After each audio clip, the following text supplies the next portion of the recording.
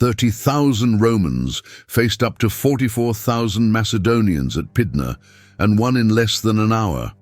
Ancient accounts described the Macedonian Phalanx as an unstoppable wall of spears. But on the day, it collapsed under Roman pressure. Exaggeration or not, the scale of the Roman victory marked a turning point in Mediterranean power. Welcome to Heroic History, your daily history channel, where we share the incredible stories behind ancient battles. If you're new, subscribe so you don't miss more epic moments like Pydna, because what happened here didn't just decide one battle. It signaled the end of Macedonian independence and the rise of Rome as the dominant power in the Greek world. Let's dive in.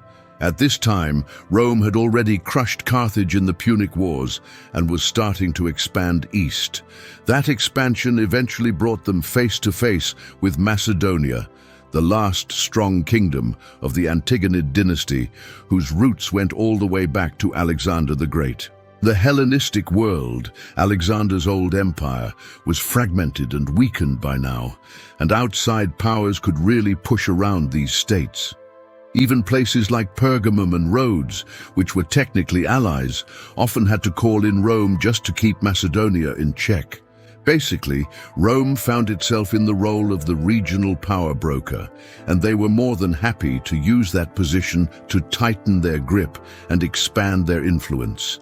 So here's the deal with King Perseus of Macedonia. He was Philip Phe's ambitious son, and the moment he took the throne in 179 BC, he made it clear he was not a fan of Rome. Right away, he started rallying Greek city-states and even reached out to some Germanic tribes, trying to stir up anti-Roman sentiment across the region.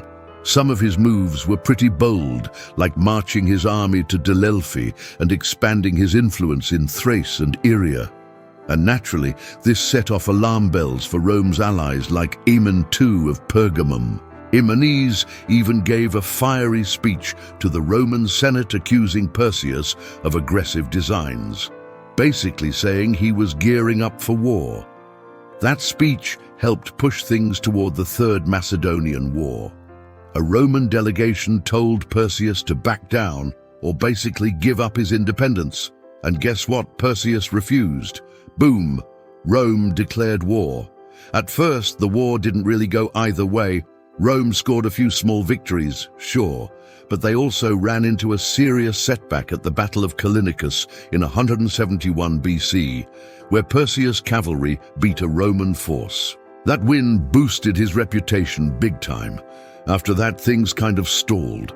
Perseus dug in along the LPS River, picking a spot that was basically a nightmare for anyone trying to attack.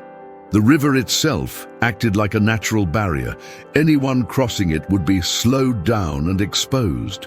Add in the surrounding hills and narrow mountain passes, and the Macedonians could funnel attackers into tiny, predictable areas where they couldn't maneuver. On top of that, Perseus's phalanx was packed with those insanely long scissors, forming a wall of spears that was almost impossible to get through. For the Romans, this was a nightmare. Their manipular legion system thrived on flexibility, moving, rotating troops, exploiting gaps. But here, all that advantage was nullified. A frontal attack would have meant charging through a bottleneck under missile fire straight into a wall of spears, while the Macedonians rained missiles down from the hills. Paulus knew it, so he wasn't about to throw thousands of men into a likely slaughter. For 2 years, the war basically became a tense stalemate. The Romans tried different approaches, but Perseus's defensive position neutralized most of their options. Meanwhile, the Roman Senate was getting frustrated, demanding results, but Paulus stayed cautious.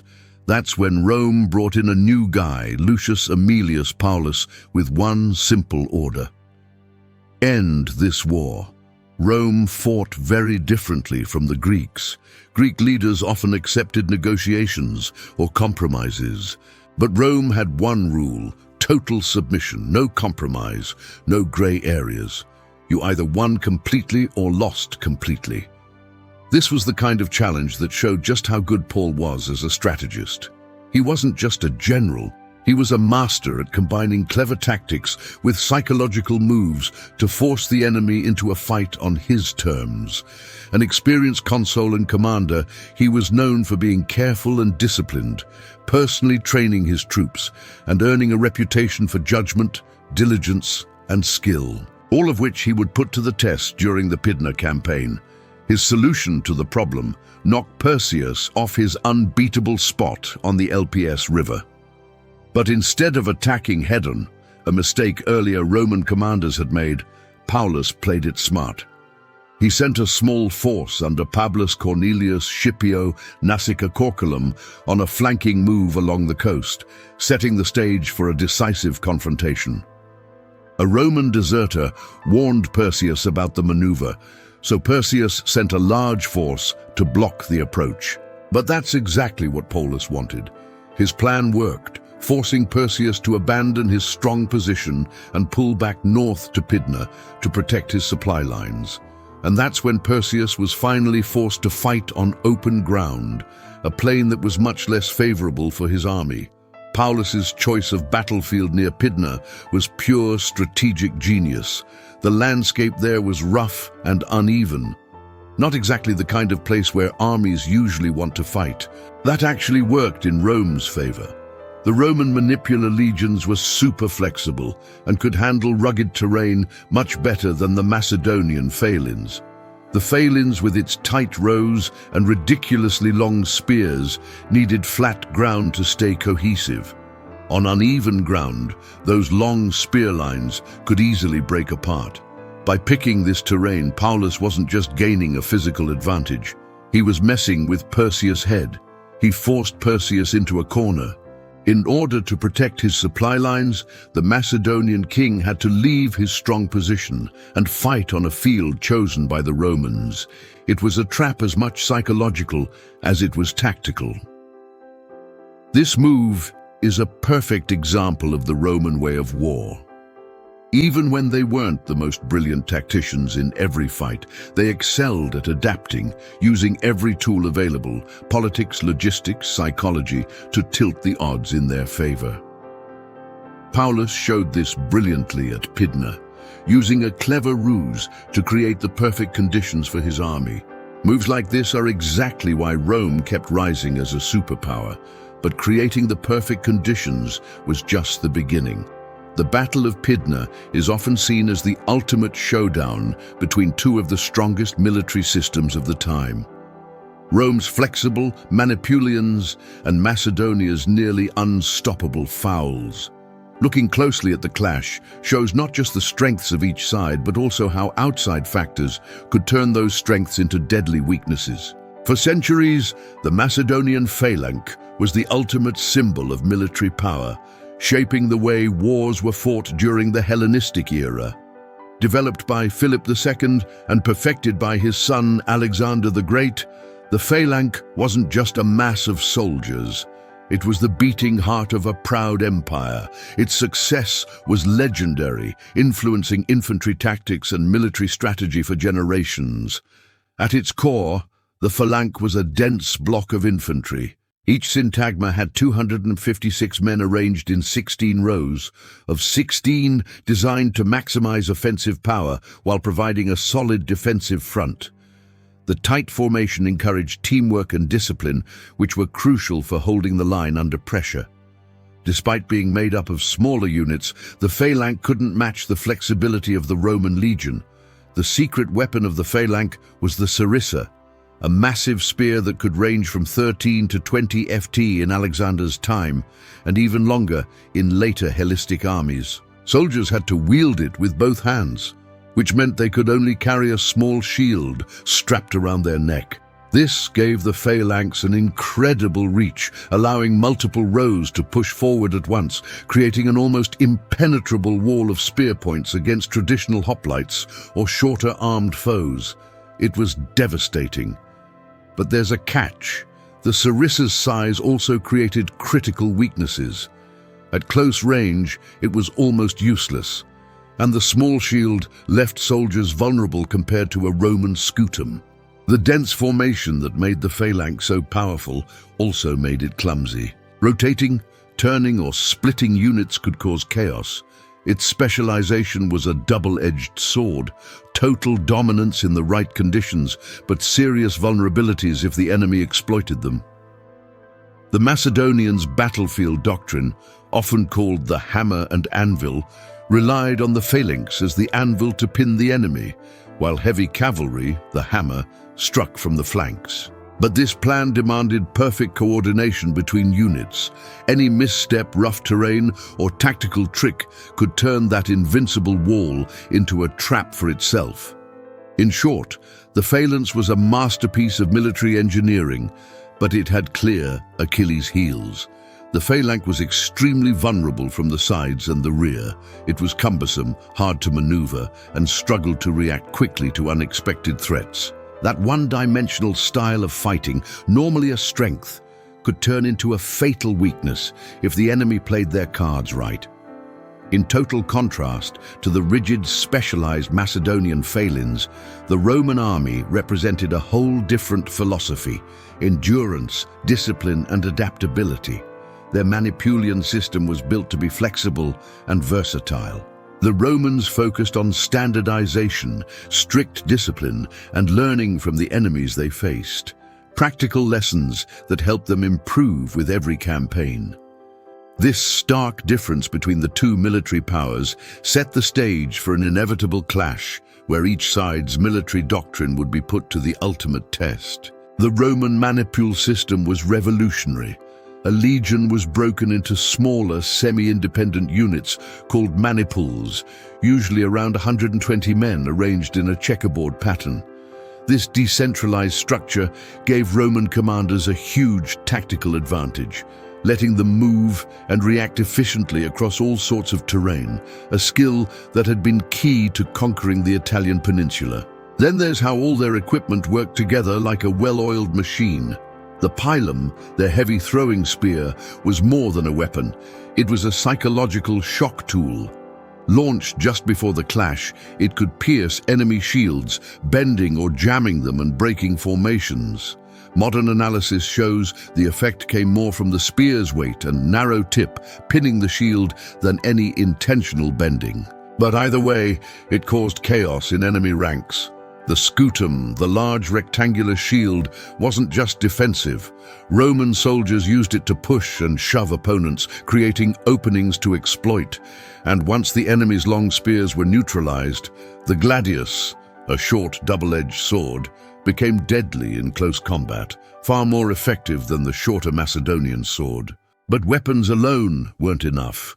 Romans had a culture of discipline and persistence. Even a one-night halt meant building fortified camps, showing a level of organization the Macedonians rarely matched. Their chain of command allowed lower-ranking officers like military tribunes to make critical tactical decisions on the spot, a factor that would prove decisive in battles like Faceoff. Here's the takeaway. While the phalanx was powerful in the right conditions, the Romans combined flexible formations, smart use of weapons, and a disciplined, adaptive army culture. And in this battle, all of these elements would be tested to the limit. The battle brought together two massive armies. On one side, the Romans had around 29,000 to 38,000 men, seasoned soldiers trained to fight as a highly disciplined, flexible unit, a mix of Roman legionaries, Italians, and allied troops. Cavalry was about 3,400 strong, and Paulus even had 22 war elephants contributed by African allies. He set up the Roman formation in classic style. 2 Roman legions anchored the center, allied infantry held the flanks. Cavalry was split on either side, and the elephants watched the right. Everything was positioned for maximum flexibility, ready to exploit any Macedonian misstep. On the other side, the Macedonians brought between 40,000 and 44,000 troops, the pride of a Hellenistic empire built on the legendary Phalanx. At the heart of the Macedonian army, of course, was the Phalanx, while lighter troops like mercenaries and Thracian infantry guarded the flanks. On the right, heavy cavalry, including the elite Sacred Squadron, personally commanded by Perseus, stood ready. The left had a 3,000-strong elite guard supporting the Phalanx. Everything was meant to create an unstoppable force, at least in theory. Just seeing the two forces line up, you could tell this wasn't going to be a quick fight. Both sides were confident, both sides had reason to believe in their strength, and what happens next is exactly why historians still talk about this fight. When the Macedonian Phalanx began its initial push, the sheer sight of that tight wall of long spears moving forward struck awe even into the heart of experienced Roman generals. Pallas himself reportedly watched with horror and amazement as the Phalanx advanced. Its soldiers locked shoulder to shoulder, sarissas pointing forward like an unbroken forest of steel. The first Macedonian surge was a brutal display of power, and it immediately started to push back the Roman lines. Some of Rome's allies, already feeling the pressure, panicked and began to flee the battlefield. In that instant, the Phalanx's legendary reputation seemed fully justified, but rather than trying to match the Phalanx head-on, Paulus made a withdrawal. The Romans fell back in an organized way, drawing the Macedonians further into terrain that wasn't suited to their strengths. The ground near Pydna was uneven, hilly and anything but flat, and it would prove fatal to the Phalanx cohesion. As the Macedonian soldiers pressed into the hills, their famously tight formation began to falter.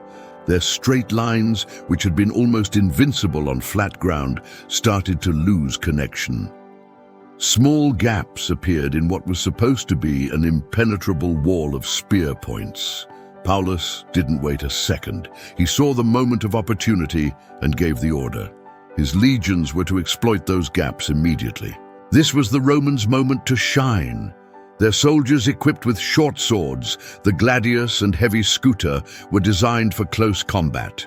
And suddenly, in the chaotic hills, these weapons became far more effective than the long, cumbersome scissors of the Macedonians, whose spears were nearly useless at close range. The light shields of the Phalanx offered almost no protection against the thrusts and stabs of Roman swords. The manipul system of Rome, often praised for its flexibility, showed its full value here. The legions were broken into smaller units, maniples, which could act semi-independently. Some of these smaller groups and even tiny detachments infiltrated the Phalanx from the sides and rear. What had seemed like a near-perfect wall of spears was suddenly vulnerable from multiple angles. Soldiers who had once felt untouchable were now fighting for their lives in a way their formation had never anticipated. The Phalanx's strength, its density and long reach, became its greatest weakness in this terrain and at this moment. And just like that, the battle changed. What started as a terrifying display of Macedonian power now tilted in favor of the Romans. At close quarters, the two-handed scissors could not be brought to bear effectively. They were too long to swing or thrust with precision in the hilly, uneven terrain. Meanwhile, the Roman gladius and scutum combo proved devastating. One well-placed stab could take down a Macedonian soldier, while the shield provided both offense and defense. The Romans could punch, push, and stab with control, targeting weak spots that the Phalanx simply could not cover. The momentum built quickly. The Romans pushed deeper into the gaps, the smaller manipular units working in coordination to fragment the Phalanx further. Panic started to spread among the Macedonian ranks, especially when they realized their once unbreakable formation was being torn apart from all sides. The psychological impact was just as important as the physical fight. The Macedonian soldiers had been trained to trust in the Phalanx cohesion, but now that trust was shattered in less than an hour. Yes, you read that right. Less than an hour, the entire course of the battle shifted. What had begun as a moment of fear for the Romans had flipped completely. The Macedonian formation collapsed under the Romans' relentless pressure, their soldiers falling in confusion or fleeing the battlefield.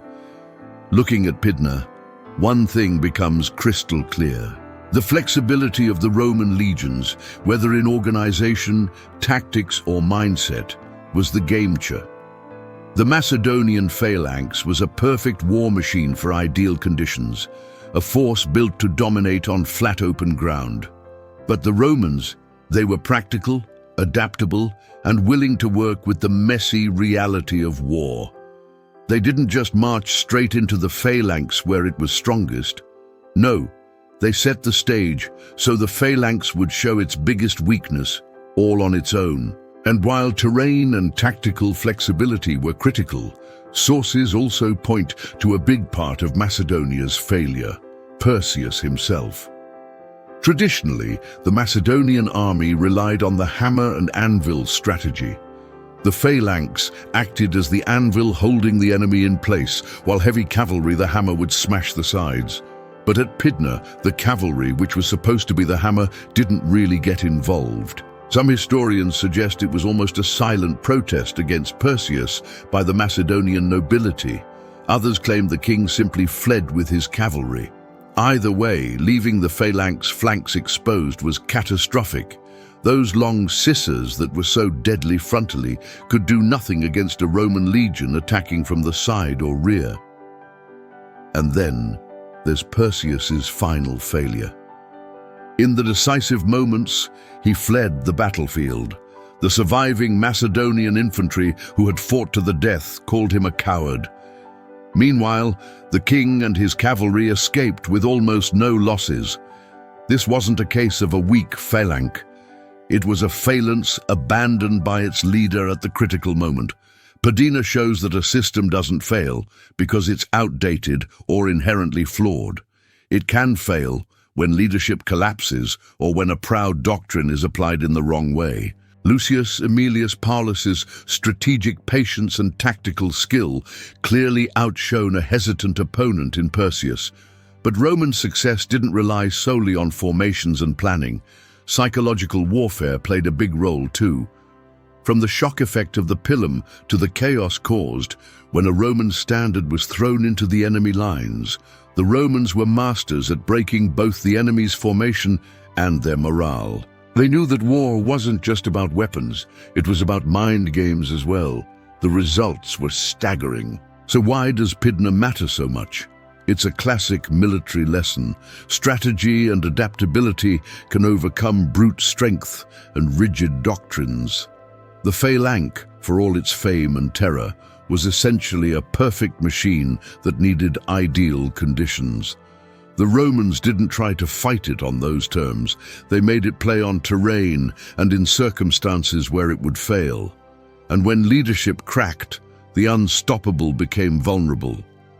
Pydna isn't just a Roman victory. It's a story about planning, patience, and the brutal consequences when a proud army's strengths become its weaknesses.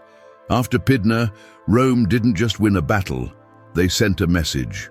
And they did it with style, psychological finesse, and a very calculated political hand. The way they treated King Perseus and Macedonia afterward wasn't random cruelty.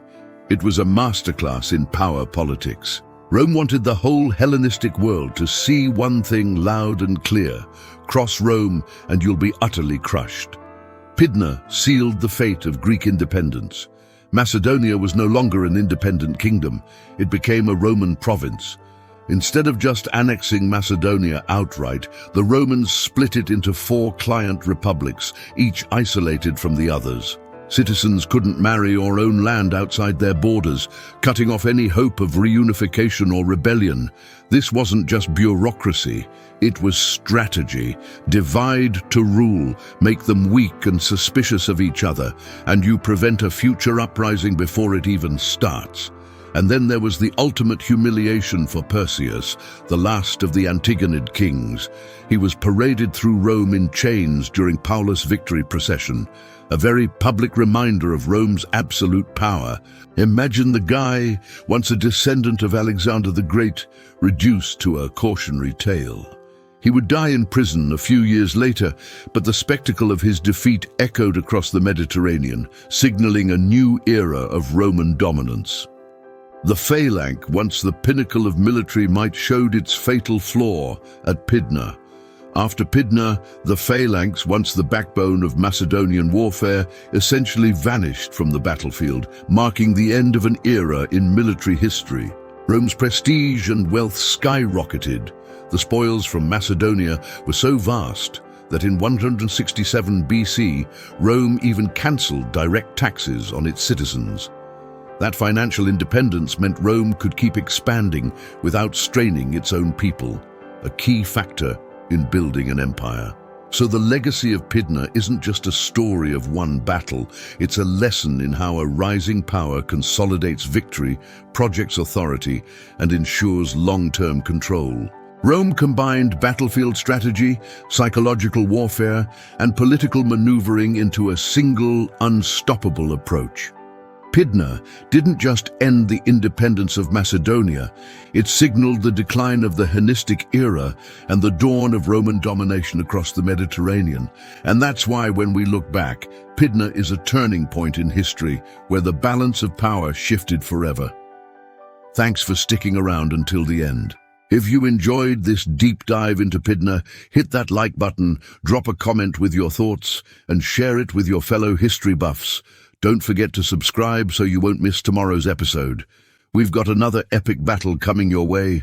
See you then.